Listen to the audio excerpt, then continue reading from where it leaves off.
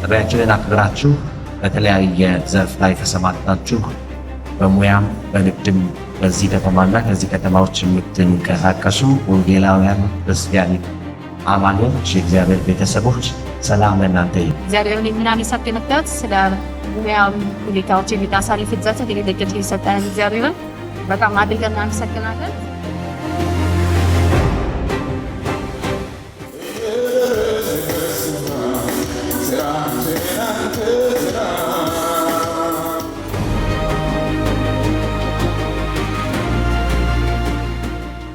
በየተሰማራንበት እንግዲህ ስራችንን አንተ ስራ። የክርስቶስ ኢየሱስ መልክ በኑሯቸው ላይ ጎልቶ ይታይ። እኔ እንኳን ደስ አላችሁ ማለት ፈልጋለሁ በዚህ ጉዳይ። ይሄ አደረጃጀት ይሄ ስብስብ መጽሐፍ ቅዱሳዊ ነው።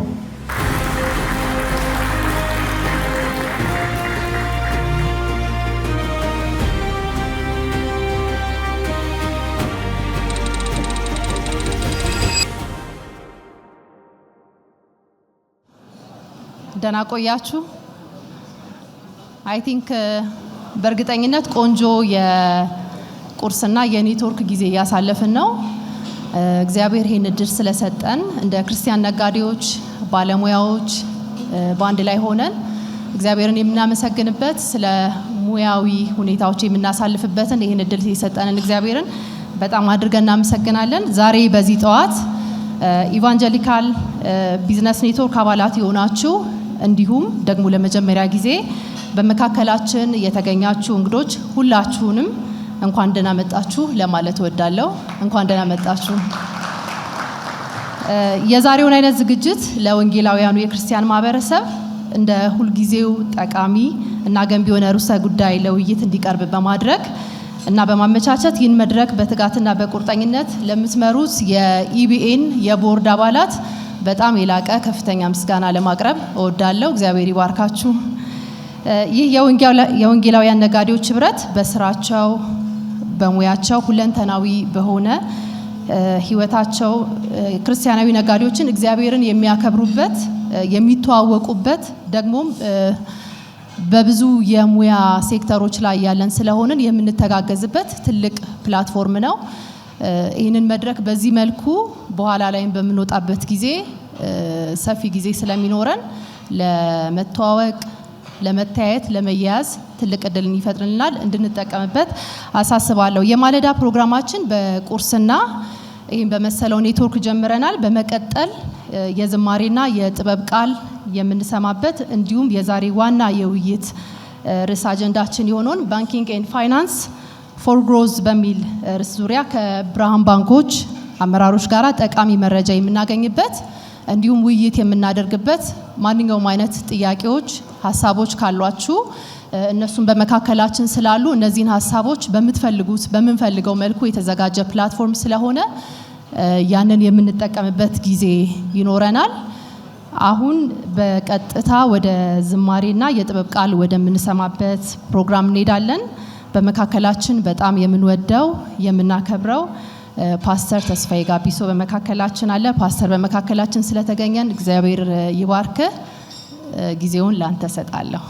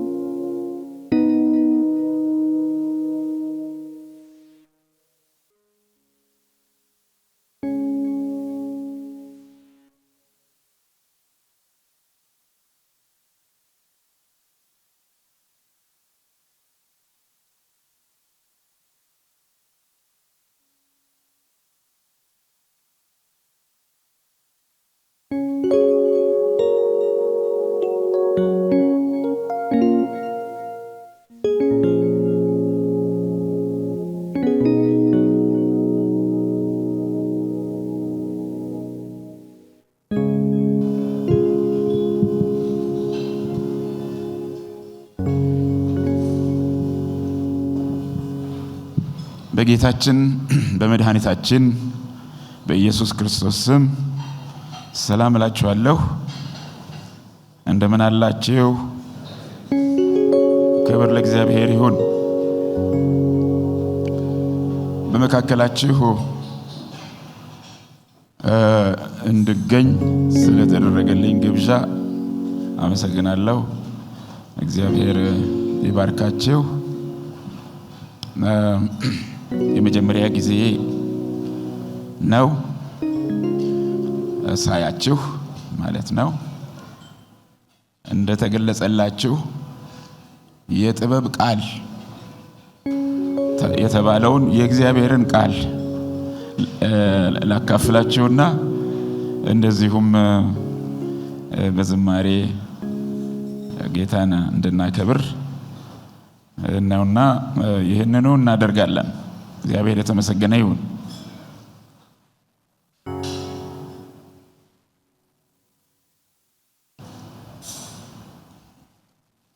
በእግዚአብሔር ቃል መጀመር ፈልጋለሁ። በፈለክበት መጀመር ትችላለህ ብሎ ስላለኝ የጋበዘኝ ሰው በእግዚአብሔር ቃል ጀምራለሁ። ከዚያ በዝማሬ አጠቃልላለሁ። ቃሉን ማካፈላችሁ ከአንደኛ ቆሮንቶስ ምዕራፍ 9 ላይ ይሆናል። አንደኛ ቆሮንቶስ ምዕራፍ 9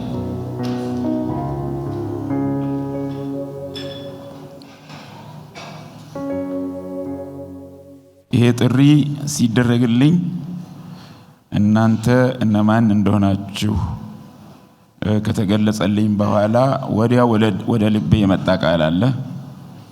ያንን ቃል ነው ማካፈላችሁ። አንደኛ ቆሮንቶስ ምዕራፍ 9 ቁጥር 23 ላይ ይገኛል ቃሉ። አንደኛ ቆሮንቶስ ምዕራፍ 9 ቁጥር 23 እንዲህ ይላል። በወንጌልም ማህበርተኛ እሆን ዘንድ ስለ ወንጌል ሁሉን አደርጋለሁ። ጌታ ቃሉን እንዲያበራልን አጭር ጸሎት እናደርጋለን። አንገቶቻችንን ዝቅ አድርገን ጌታ ሆይ ተናገረኝ እንበለው። እንጸልይ።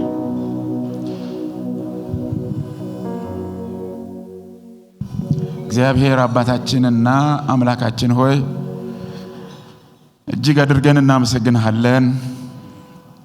አንተ አባታችን ሆነህ እኛን ልጆቼ ብለህ ልትጠራን የወደድክ አምላክ ነህና ይህንን የልጅነትን መብት የማይገባንን እንድናገኝ በጸጋህ ስላደረከው እናመሰግንሃለን። አንተ አድርገዋል። ክብር ላንተ ይሁን። ቅዱስ አባት ሆይ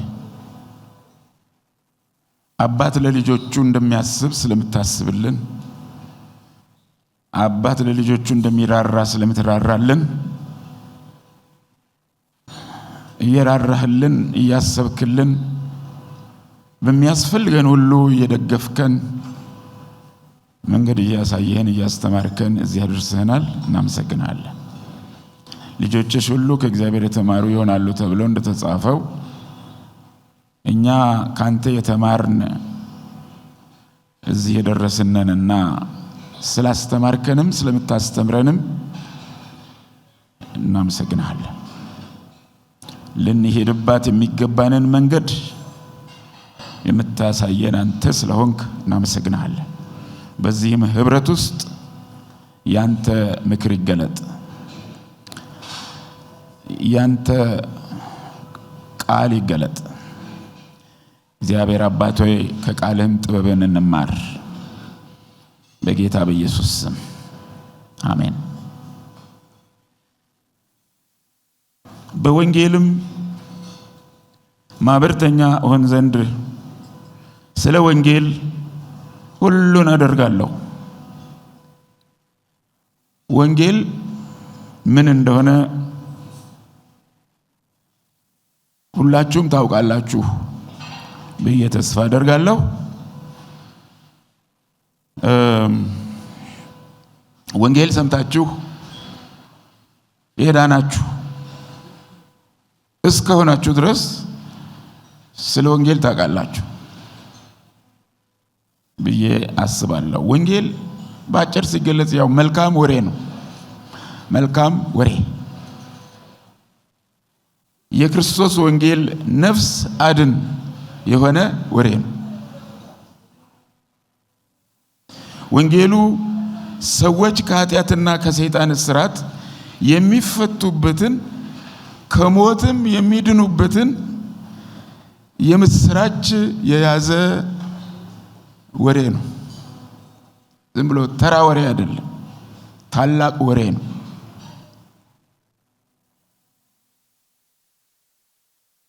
በክርስቶስ ጌትነትና አዳኝነት ሲያምኑ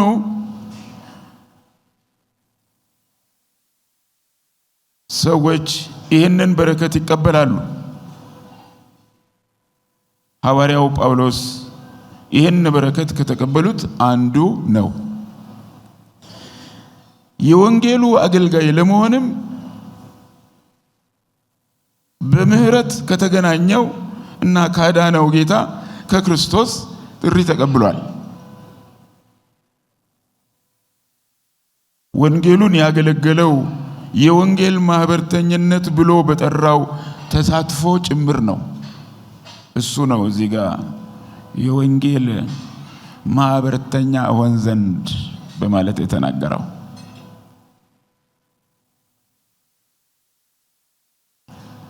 ማህበርተኝነቱ ከዚህ እሱ ከጻፈው መልእክቱ በተለይም ከዚህ ከ9ኛው ምዕራፍ ላይ ስንመለከት ማህበርተኝነቱ 3 ነገሮችን የሚጠይቅ ነው። አንደኛው ምንድነው? ግላዊ የሆነ ጥቅምን መስዋዕት ማድረግ ነው። ስለ ወንጌል ሁሉን አደርጋለሁ ሲል ይገባኝ የነበረ ጥቅሜን እተዋለሁ ማለቱን ይጨምራል። ስለ ወንጌል ከቁጥር 1 እስከ 18 ያለውን ክፍል ጊዜ ስታገኙ እንድታነቡት በጌታ ፍቅር አሳስባችኋለሁ። ግላዊ የሆነ ጥቅምን መስዋዕት ማድረግ ነው አንዱ።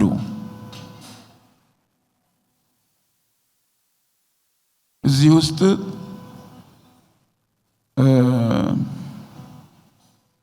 ሐዋርያው ጳውሎስ መብት እያለ የጠቀሰው ነገር አለ። ለወንጌል አገልጋይ የተፈቀደ መብት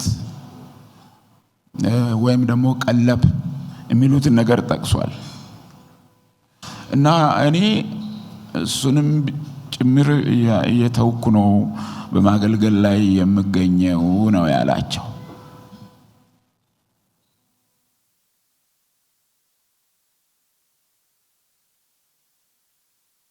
ነገር ግን የክርስቶስን ወንጌል እንዳንከለክል በሁሉ እንታገሳለን ይላል እንጂ በዚህ መብት አልተጠቀምንም። በመቅደስ ነገር የሚያገለግሉ ከመቅደስ የሆነውን ነገር እንዲመገቡ በመሰዊያው ምን የሚጸኑ ከመሰዊያው እንዲካፈሉ አታውቁምን? እንዲሁ ደግሞ ወንጌልን የሚሰብኩ ከወንጌል ቀለም እንዲቀበሉ ጌታ ደንግጓል ይላል።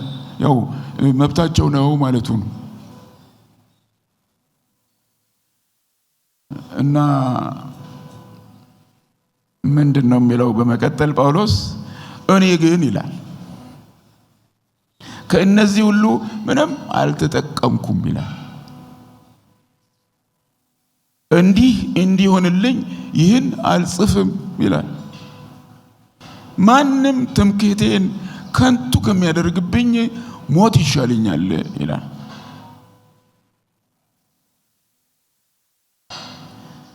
ወንጌልን ብሰብክ እንኳን መመካበት የለኝም፣ ግድ ደርሶብኝ ነውና ወንጌልንም ባልሰብክ ወዮልኝ። ይሄን በፈቃዴ ባደርገው ደሞዝ አለኝና ያለ ፈቃዴ ግን ባደርገው መጋቢነት ባደራ ተሰጥቶኛል ይላል። የተቀበልኩት የአገልግሎት ጉዳይ አደራ ነው። ባደራ የተቀበልኩት ስለሆነ መመካበት ነገር የለኝም ነው የሚለው።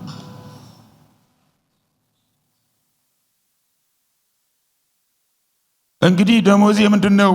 ወንጌልን እየሰበከው በወንጌል ካለኝ መብት በሙሉ እንዳልጠቀም ወንጌልን ያለ ዋጋ ያለ ክፍያ ማለት ነው ብናገር ነው ይላል። አሁን ይሄ እንደዚህ ያለ ነገር መጽሐፍ ቅዱስ ውስጥ በጳውሎስ መልእክቶች ውስጥ ተጽፎ መቀመጡም የሚገርመው ሊኖር ይችል ይሆናል። በተለይ በእኛ ዘመን እንዴ እንደዚህ ይባላል እንዴ የሚል አይጠቀም አልጠቀምም። ወንጌል እየሰበኩ የሚገባኝን መብት አልጠቀምም እንዴት ይባላል? ጳውሎስ እዚህ ጋር ትንሽ ምክር ያስፈልገው ነበር ብሎ የሚያስብም መመከር ነበረበት። ጳውሎስ እንደዚህ እንዳይናገር እንደዚህ እንዳይጽፍ ብሎ የሚያስብም ይታጣል ብላችሁ ነው?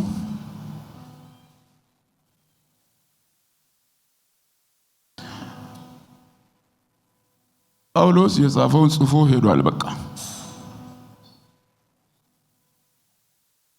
ምንም ማድረግ አይቻልም። እርሱን የጠራው ጌታ ኢየሱስ ክርስቶስም መልካሙን የሕይወት የምስራች ያለ ዋጋ ነው ሰብኮ የሄደው። የዘላለምን ሕይወት የሚያክል ስጦታ ያለ ምንም ክፍያ ሰዎች በእምነት ብቻ እንዲቀበሉት አድርጎ ነው የሄደው። ጳውሎስን የጠራ ጌታ ሂሳብ አምጡ አላለም። ማለት ይሄን ሰጥቻችኋለሁ ይሄን አምጡ አላለም። አሁን እዚህ ለተቀመጥን ለኛ ምን ያደርጋል አትበሉ። ይሄ የጳውሎስ ስራ ሌላ፣ እኛ ደግሞ ተሰማርተን ያለንበት ስራ ሌላ ነው። ምን ያገናኘዋል አትበሉ። ሄዶ ሊገናኝ ስለሚችል የወንጌል ማህበርተኝነት ግላዊ የሆነ ጥቅምን መስዋዕት ማድረግን ይጠይቃል። በቃ 4 ነጥብ። አንዱ ይሄ ነው። ይሄ ከባድ ነገር እንደሆነ እረዳለሁ። በጣም ከባድ ነው። ግን ትልቅ ትርፍ አለው። ትርፉ ምንድነው? የወንጌል መስፋት ነው። የግል ጥቅማቸውን መስዋዕት ባደረጉት ወንጌል ሰፍቷል።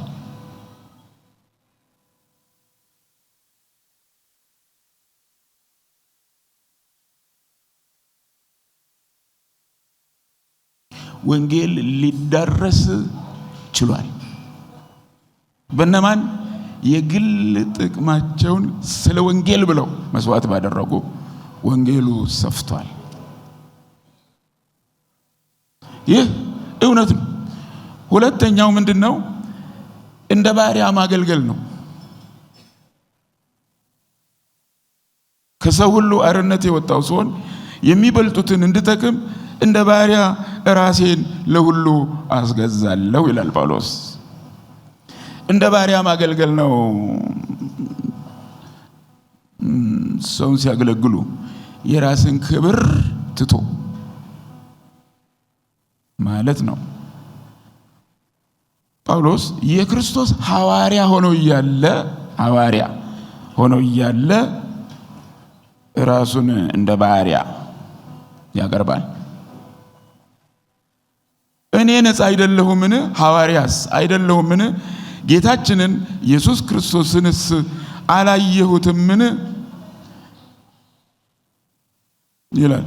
ሐዋርያስ አይደለሁምን ብሎ ሲጠይቅ ተጠራጥሮ አይደለም፣ ነኝ እንጂ ነኝ። የሐዋርያነቴ ምልክት እኮ እናንተ ናችሁ። ነኝ እያለ ነው።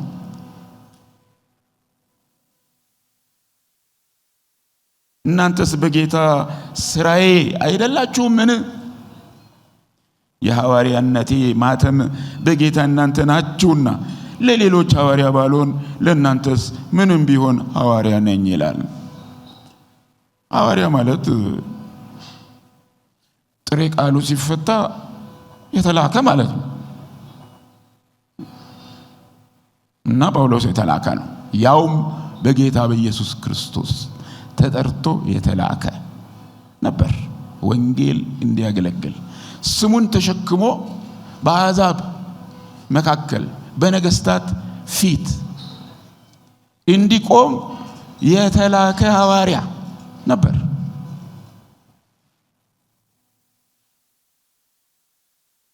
በክርስቶስ ተልኮ ቀላል የማይባል የወንጌል አገልግሎት እያበረከተ ሳለ ምን ይላል? አቀራረቡን አስመልክቶ ከሰው ሁሉ አርነት የወጣሁ ስሆን የሚበልጡትን እንድጠቅም እንደ ባሪያ ራሴን ለሁሉ አስገዛለሁ ይላል። ራሱን የሚያስገዛ ክብሩን ያስቀመጠ ነው። ክብሩን የተወ ነው የራሱን። ይሄን ይጠይቃል ማህበርተኝነቱ። አገልጋይነትና ጌትነት አብረው አይሄዱ። ስሙ ራሱ አገልጋይነት የሚለው ስሙ ራሱ ባርነትና መልካች ነው። እንደ ባሪያ ራሴን ለሁሉ አስገዛለሁ። ከባድ ነው ይሄ አስተሳሰብ። በዚህ አሁን ባለንበት ዘመን ቀላል ነው እያልኩ አይደለም፣ ግን ምንም ማድረግ አይቻልም። ማንበብ ብቻ ነው። ተጽፏል ማንበብ ነው። እና ካነበብኩት በኋላ ምን አደርገዋለሁ? እሱ ቀጣይ ጥያቄ ነው፣ ግን መመለስ ያለበት ጥያቄ ነው። እሺ ወደ ሶስተኛው ላምጣችሁ። መርህን ያልጣሰ መተባበር ያልኩት መርህ ያልጣሰ መተባበር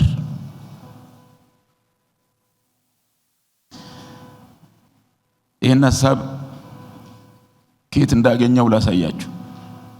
አይሁድንም እጠቅም ዘንድ ከአይሁድ ጋር እንደ አይሁዳዊ ሆንኩ፣ ከሕግ በታች ያሉትን እጠቅም ዘንድ እኔ ራሴ ከሕግ በታች ሳልሆን ከሕግ በታች ላሉት ከሕግ በታች እንዳለ ሆንኩ ይላል። ሕግ የሌላቸውን እጠቅም ዘንድ ያለ እግዚአብሔር ሕግ ሳልኖር ነገር ግን በክርስቶስ ሕግ በታች ሳለው ሕግ ለሌላቸው ሕግ እንደሌለኝ ሆንኩ ይላል። መርህ ያልጣሰ መተባበር ያልኩት ይሄንን።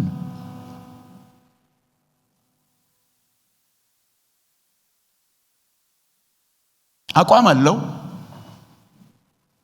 አቋሙ ላይ አንዳች የተሸራረፈ ነገር የለም፣ ግን ይተባበራል።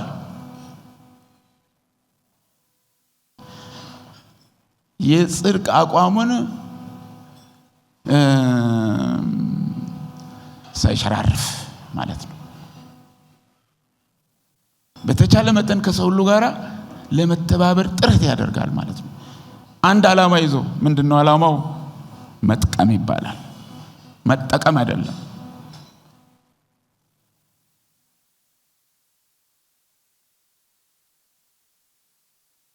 የማህበርተኝነቱ ዓላማ ከሁሉም ወገን የሚበልጡትን በወንጌል ጠቅሞ መገኘት ነው። ዓላማው የሚበልጡትን በወንጌል ጠቅሞ መገኘት። ማህበር ሁሉ ሲመሰረት እኔ እስከሚገባኝ አንዳች ጥቅምን ዓላማ አድርጎ ነው።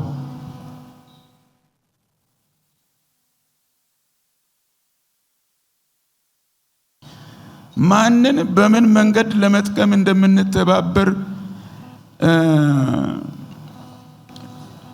ተለይቶ መታወቅ ይኖርበታል። ማንን ለመጥቀም በምን መንገድ ለመጥቀም የሚለው መታየት አለበት። ወንጌላዊው ማህበርተኝነት የሚጠይቃቸውን ነገሮችን መገንዘብ ያስፈልጋል። መርህን በተከተለ መንገድ ስለ ወንጌል ሁሉን ለማድረግ ፈቃደኛ መሆን፣ ሁሉን ለማድረግ ፈቃደኛ መሆን ይፈልጋል። ጉዳዩ ሁሉ ለእግዚአብሔር ክብር ይሆን ዘንድ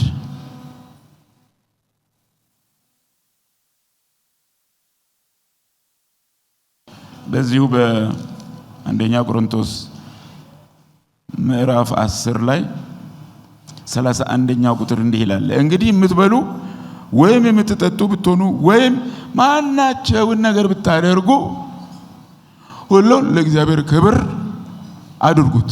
ማናቸውን ነገር ብታደርጉ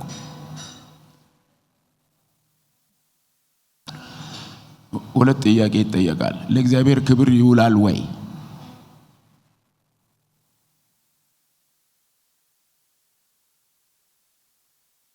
የኔን የወንጌል አቋም ያስጠብቅልኛል ወይ?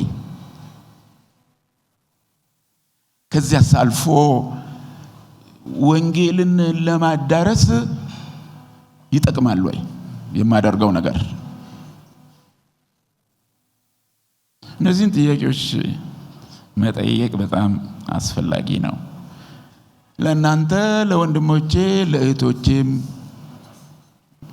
እነዚህን ጥያቄዎች አንስቶ መመለስ ያስፈልጋቸዋል ብዬ አምናለሁ። እንግዲህ ወንጌሉን በህብረታችሁ መሃል ለማጽናት በህብረታችሁ መካከል ወንጌል እየጠፋ እንዳይሄድ ማለት ነው። ለማጽናት እምነትንና ስራን ለማስማማት የያዛችሁት እምነትና ስራችሁ መስማማቱ የሚረጋገጥበት እንዲሆን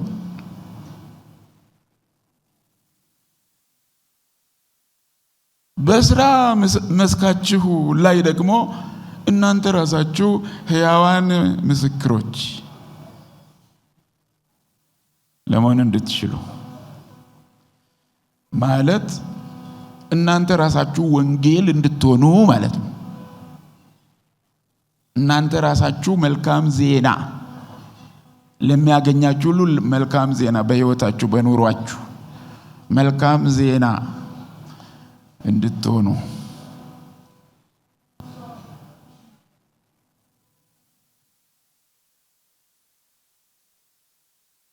እና በህብረታችሁ መካከል ደግሞ ወንጌል እንዲጸና ብቻ ሳይሆን ወንጌል እየሰፋ ስለመሆኑ እርግጠኛ እንድትሆኑ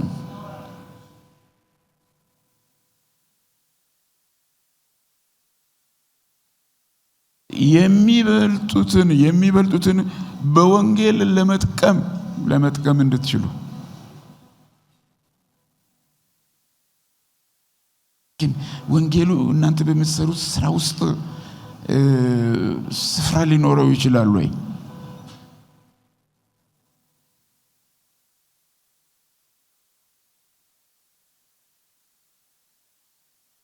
ምን ጥያቄ አለው? እናንተ ውስጥ ስፍራ ያላገኘ ወንጌል የት ያገኛል? በልባችሁ ውስጥ ትልቅ ስፍራ ያልያዘ ወንጌል በህብረታችሁ ውስጥ እንደ ትልቅ ዓላማ ያልተቀመጠ ወንጌል የት ቦታ የት ነው የሚገኘው? እኛ እንደኔ አይነቶቹ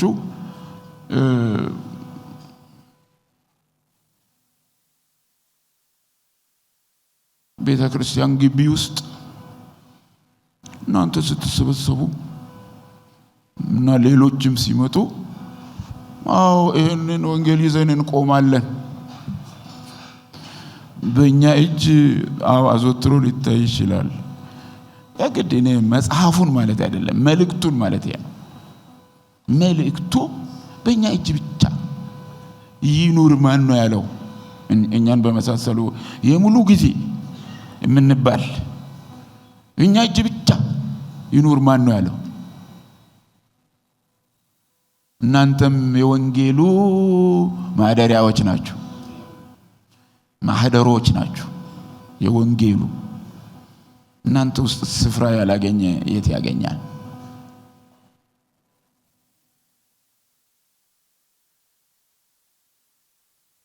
ውስጣችሁ የሚቀጣጠል ነገር ሌላ ምን ሊሆን ይገባል?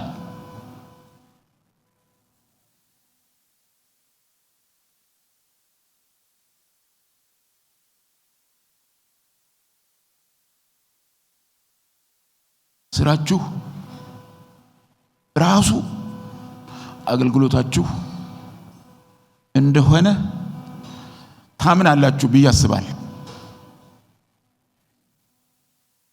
አገልግሎቱ በቤተ ክርስቲያን ቅጽር ግቢ ብቻ የተወሰነ ይሁን ያለ የለም። ሰው ደግሞ ያገለገለ የሚመስለው አገልጋይ ነኝ ምናምን ብሎ ሲል እዚያ ቅጽር ግቢ ጸሎት ቤት አካባቢ የሆነ ነገር ሲያደርግ ከተገኘ ነው። ከዚያ ሲወጣ አገልጋይ እንዳልሆነ አድርጎ ያስባል። አገልግሎት ያለው በዓለም ውስጥ ነው። ጌታ ኢየሱስ ክርስቶስም ወደ ዓለም ሁሉ ሂዱ ብሏል እና ወደ ስራ ዓለም ጭምር በእናንተ ቋንቋ ልጠቀምና ወደ ቢዝነስ ዓለም ጭምር ነው እኮ ወንጌሉ የተላከው።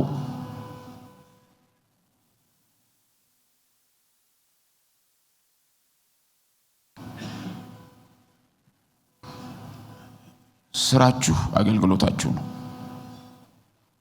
ጌታ ኢየሱስ ክርስቶስን የምታሳዩበት የምትገልጡበት ለአምላካችሁ ለእግዚአብሔር ክብርን የምታመጡበት አገልግሎታችሁ።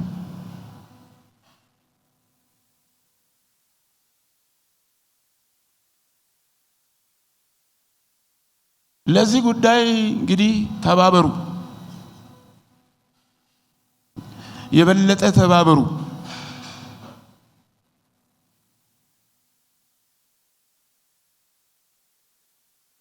ተጋገዙ።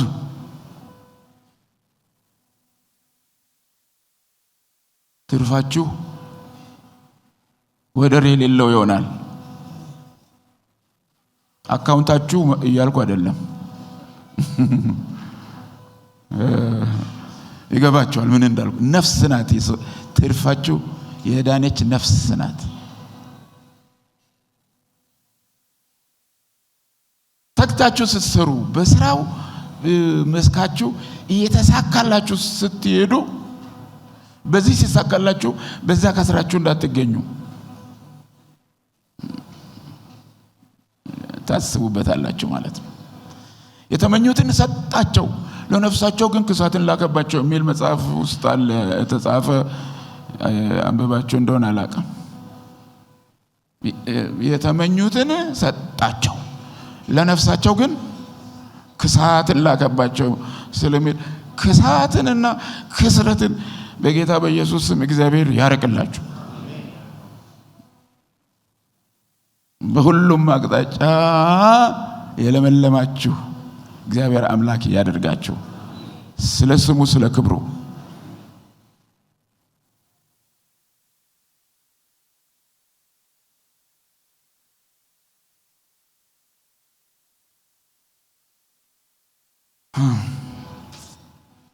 የሥራ ሰዎች ናችሁ።